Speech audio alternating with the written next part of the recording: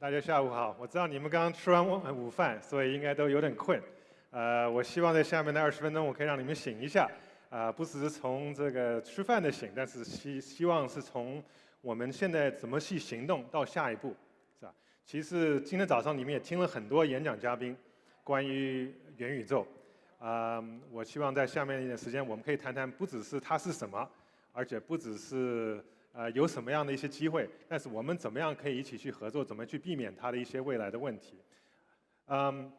So I think since this is an international event, I'll actually do this speech in English. I've been doing a lot of speeches in Chinese, so for our international audience, hopefully this will be a nice little treat for you. So today I'm going to talk a little bit about what Metaverse is, because I think a lot of people don't really understand what it is, but I think what's more important is I'm going to talk about how do we go forward? How do we take Metaverse, this concept, to make it real? And then how do we prevent some of the potential risk and issues that can come from a fully Metaverse society? So as you guys know, HTC's been in both the mobile and the VR XR space for a very long time, since the beginning of essentially the smartphone, right? The first touchscreen phone, the first Android phone, the first 4G phone were all made by HTC. Now, during 2016, we actually helped to revolutionize VR into the consumer space by making a full 6DoF, full room scale tracking device to come to the market. So I think that is something that that really took this VR trend to the next level. Before that, people were doing sitting down using game controllers. Even after we released for another year, some of our biggest competitors were still using game controllers. We were also the first to actually come out with a standalone all-in-one VR headsets. I know, a lot of people know about some of the other headsets that came out, but we actually came out almost a year in advance of what these other headsets have done. Now, and just a couple months ago, we launched the leading both PC VR and the leading standalone VR devices on the market. So, anybody who is in the industry will recognize that those are the top products in the marketplace, both the Vive Pro and the Vive Focus 3. So let me take you back in history a little bit. Who knows what this device is? If you do, raise your hand. Okay, maybe I'll give you a hint. Does that help? So this is a modem. This was the first device that I used to get on the internet back in 1981, right? And they didn't really call it the internet. It was just, you get online to go on a BBS, right? So you can see how primitive the devices were 40 years ago. And then, a few years later, I got this little device I can plug into my Commodore, and I was getting 300 baud per second. That's 300 bits per second of transfer speed. And we were getting interfaces that look like this, something that is text only. You might have some colors, and you're like, ooh, and then you can download some pictures and see some text. That was already pretty exciting. 10 years later, we got into a space where we got into the internet, beginning of the World Wide Web with the Mosaic, and able to see pictures and download and click on links, right? At that same time, 1991 was when I first got exposed to VR, when I was studying with Tom Furness, and we were using this device. This device was a 240 pixel by 360 pixel device, cost about $200,000 for the entire system, and was about 2.4 kilograms. So it was a very hefty device. But it was full 6DoF, and if you look at the pictures, you can see there's avatars, and you can see the hands and face of people, right? Now, you go forward, 40 years, and this is kind of where we are now. So it's 150 more times the pixels on the screen. It's 1/4 the weight, and it's 1/200th the price. So if you look at that, we're making really good progress, right? And it's going to go, progress is going to go even faster. I think that the next 5-10 years, we're going to be getting to close to where the metaverse is designed to be, where everybody's talking about. We may not be all the way to fully, you can't tell the difference yet, but we're gonna get very close to it. Now with 5G, you're now 10 million times the transfer speed of the modems that I used 40 years ago, right? So in a relatively long time, 40 years in the tech space, but it's a very small amount of time in the overall history of, of human society. So we're making some significant jumps. I think we're in a exponential, growth cycle. So it won't take another 40 years for us to go that much more. Essentially, every couple of years, we're going to be doubling these kind of capacities. Oops.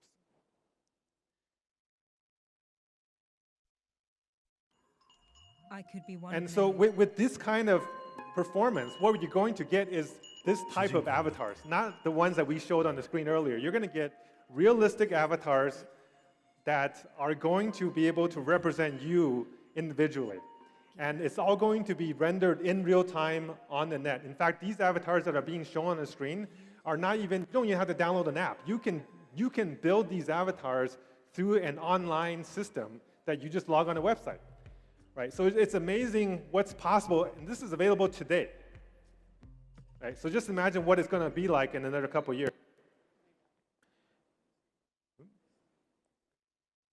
So I want to introduce you to one of my favorite authors, William Gibson.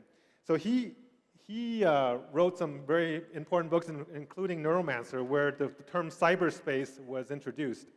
And he said something that I think is very relevant to our lives today. Right? He said, the future has already arrived. It's just not evenly distributed. And I think that's actually very true. And it's more true now than it's ever been. I picked out 10 different movies that are sci-fi movies about the future. And if you look at every one of these movies, all the topics in these movies are happening today in our lives and starting to be real. Right? We won't talk about the pandemic, but you have CRISPR, where you can edit your genes. You can have any capability you want. We could potentially live forever. With VR, of course, we've been talking about that for a while. Hand tracking in Minority Report, having social networks in VR with VR chat. Tesla Bot was just introduced a couple of weeks ago, and it looks a lot like the iRobots that are in the movie. You have us landing, both Chinese teams and US teams landing on Mars with our probes, and very soon with humans. You have apes being installed with microchips so they can communicate with PCs, right? I mean, all of these things that sound like sci-fi is reality. You have GPT-3 that have mapped the entire internet, every single word on the internet, and turned it into a database that now can spit out poetry and songs and stories and conversations. And you actually have now companies who are making a VR device that fits on top, inside, a contact lens, right? All of these things that sound futuristic, it's not. It's real. It's just not evenly distributed. It will be part of our common lives very soon. We hear about metaverse or yuan every single day these days, and it feels like it's a lot of hype.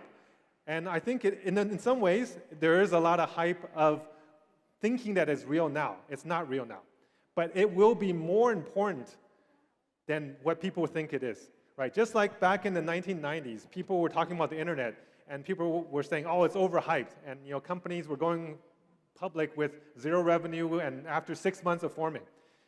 We're going to have some of these same kind of trends with the metaverse, but if you look at what happened 10 years later, all of those promises became real. And I think that's what's going to happen with the metaverse, is that there's a lot of promises now that may not be there, but in 10 years, it will be real, and it will be more important, more influential than what we think today. The metaverse, I won't talk about Neil Stephenson because everybody already mentioned them in our talks today, but I want to show you what he looks like. Actually, he looks like a villain in some kind of one of his stories, so I just wanted to show a picture of his face. So all of these movies that are talking about the metaverse before, whether you're talking about The Matrix or Ready Player One or Black Mirror, what they're showing is a world where you will spend more time inside a virtual world than you will in the real world. Think about that. So your screen time is not going to be 4 or 5 hours that you have with your phone today. Your screen time will be pretty much your entire waking moment, right? Except when you sleep and when you go to the bathroom. I think that was what the Ready Player One character said during his movie, and I think that's really where it is. So you think about the economy that's going to be created there from the devices, the networks, the advertising value, the content value, the service value, it is going to be huge. So the world that they've painted, you can go to school there, you can go to work there, you can have fun there, you can take your vacation there.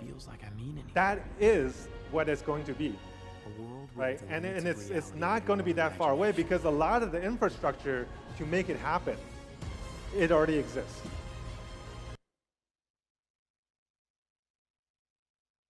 So this movie came out recently, and everybody's like, oh, you know, the free guy, right? 时空玩家, that's the metaverse. No, actually, that movie, it's just a game.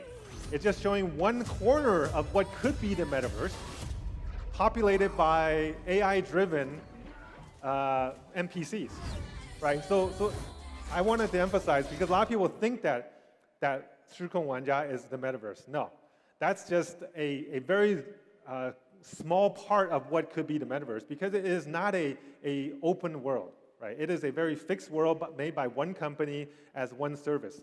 That is not the promise of the metaverse.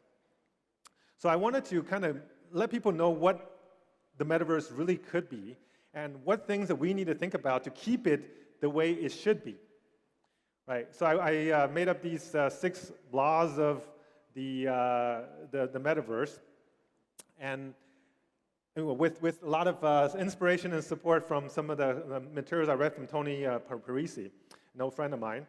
And so I wanted to say, first one, there's only one metaverse. There is not a number of different metaverses. So just like we have one internet today, we don't have a lot of different internets. So there may be some walls between them. There may be some deep portions or closed-up portions, but everybody's connected to the same network, right? No person, no company, no country owns the metaverse. So companies who are trying to go own it, you should rethink your strategy, right? Because it's not something that can be owned. It has to be distributed. And should be open to everybody. It is not a closed system. It is not if you have an ID with this company or if you bought that device, you can use it. No, anybody who wants to use it can use it and should be allowed to use it. And it should not be dependent on any specific device. You could use a Vive device or an Oculus device or a Rocket device or whoever, right? Shadow Creator device. It's all good, right? In fact, you could use a PC. You should be able to use a phone. You can enter 3D spaces using 2D screens.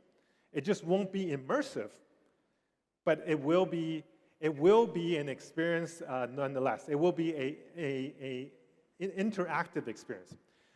Number 5, you should have agency. When you're there, you should feel like you're there. You should feel like you have influence. You should feel like when you change something, that world changes and it's left there when somebody comes back, right? So just like in the real world, where if I moved a certain glass or I wrote on the wall or on the blackboard, when somebody else comes back, they should be able to see that change. And at the end of the day, it's just the evolution of what we've been building for the last 40, 50 years with the internet. It is not a completely new thing. It is the infrastructure that we've already built. The networks, the routers, the servers. Now the only difference is we were at 10 million times, and very soon 100 million times the speed that we used to go at, and hundreds of times the resolution we used to be at. And now we're in 3D instead of in a 2D environment, right? So if you look at what this picture is, this looks a lot like the stars that we were showing in the universe, right? Because what this is a map of the internet and all of the different nodes and all the different connections between the different servers and nodes and websites. And so it's very visually, you can see they are actually the same thing, right? The internet plus a 3D environment plus being consumed in a VR device. And VR could also be AR, right? When I say VR, I group them together. I think in another 5, 10 years, you will have single devices that will do both things. Because you want to be immersed. You want to be able to allow yourselves to feel like you've jumped to a different place. And that's what this metaverse gives you.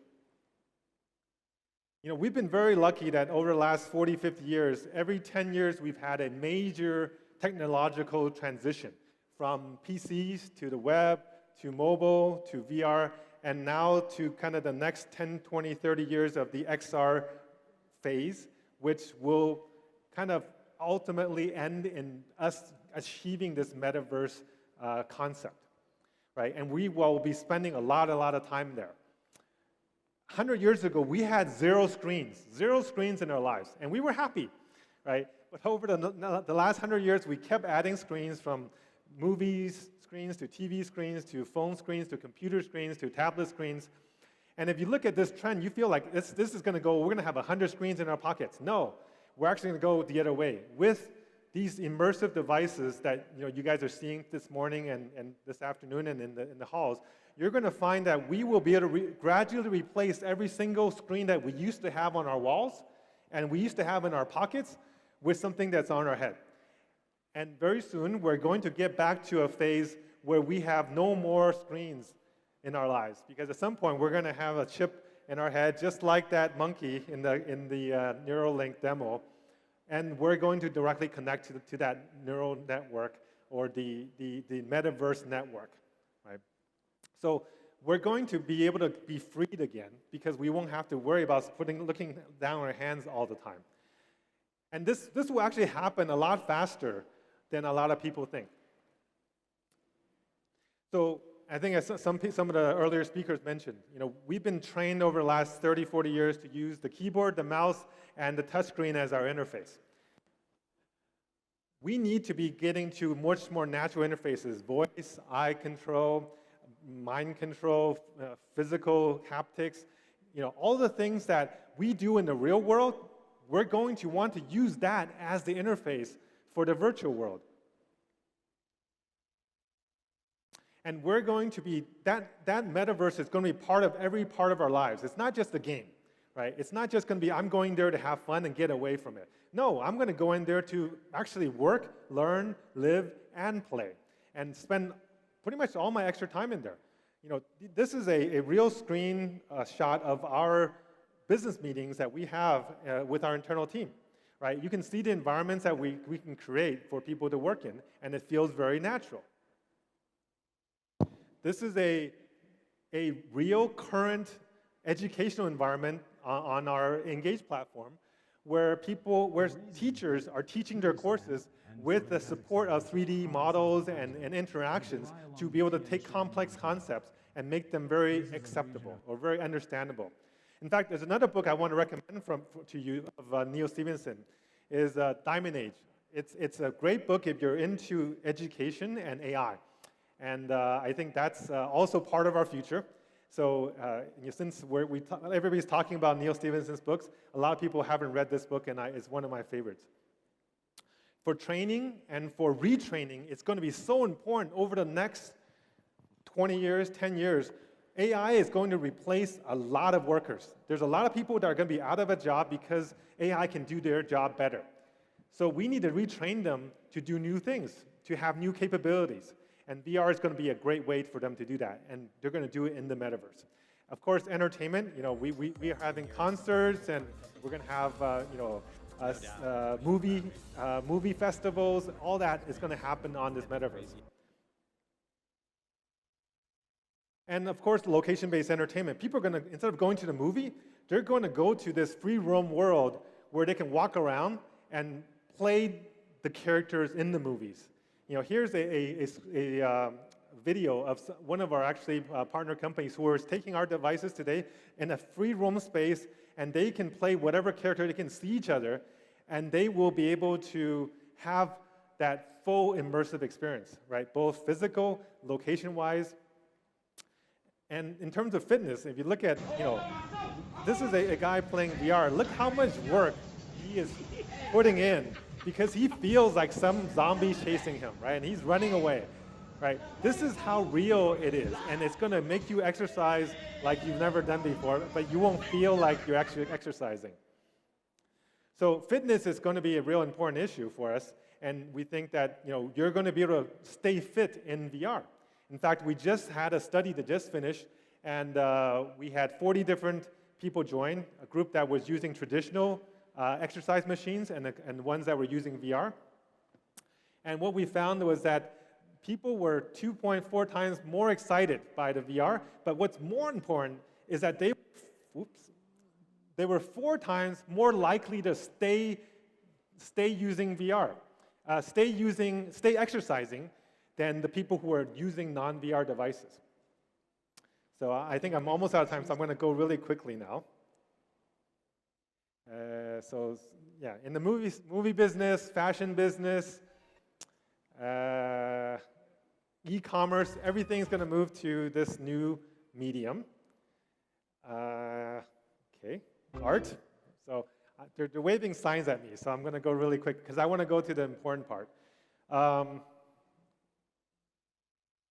So what are the opportunities that we need to think about, right? What are the things that we will be able to generate business in the next 5, 10 years? Of course, if your tools, if your apps, those are the first people to be able to be successful. If you're device companies, you're going to be very successful, right? But there's only going to be a few winners. If you're making new goods and services that are related to what you know, you're going to be successful because we're going to need a version of that in this space. If you're doing payments and figuring out new business models that didn't exist before, just like we've created new business models for mobile and new business models for the internet, we're going to need new business models for this metaverse future. And how people are going to organize, we're going to need new ways because it's not about where you live anymore that creates groups. And having the ability to stay home and do a lot more things, less travel, you're going to be more helpful for the climate crisis because you're not going to have such a big carbon footprint. And people of all backgrounds, no matter how much education, no matter how old, no matter if you're male or female, you will have an equal weight in the metaverse because you're going to be represented by an avatar, not by your physical self that a lot of people may judge you before you even start talking. And finally, every single successful business that will happen on the mobile today will also happen again on the metaverse, right? And so there's so many opportunities for there to be successes to be created. Now, there's also dangers. Because this is such a big change, we also need to worry about how this technology can affect us on the negative side, right? Because every positive technology, there's equal amount of harm it can do. So I wanted to make sure that people don't just see it as a panacea for good. We have to understand the risk and prevent them before they happen. There's going to be a lot of privacy issues. I think, Ori this morning talked about it. They're going to be, we're going to have more of our time in there, more of our data in there. How do we keep that data from being misused? Some people are going to be addicted. There are people who are addicted to games today on a 2D screen. They're going to be more addicted to games and in worlds that they can get away on a 3D immersive environment. How do we keep that from happening too much? How do we educate our kids so that they don't waste their time playing virtual environments instead of living a life? Will some people not move anymore and just sit down and vegetate like in some of these the movies that are out there? And will people lose touch with their connections and their friends? Right? How do we keep that from happening? Because it's already happening right now. Even with the pandemic around the world, people have lost touch with each other because they're not going out anymore. And how do we keep bad actors from using this technology to influence us when we don't want to be influenced, or in ways that we haven't known are being done? Because that's very, very possible. And a lot of physical sectors will be disrupted. So, how are those businesses going to transfer to this new world in an efficient way? And then lastly, I think, we as human beings need purpose. We need to be doing something. We need to be challenged. If the world gets too easy, if we just put on a headset and everything's great, we lose that challenge. What is that going to do to the psychology of people over time? And how do we get around that issue? So there's just a lot of things that we need to think about. And I think a lot of things that it's up to us to make right. So I know I'm out of time, so I just want to tell you, the future is in your hands, But actually, it's not. It's actually the future is on your head. So thank you very much, and I appreciate your time.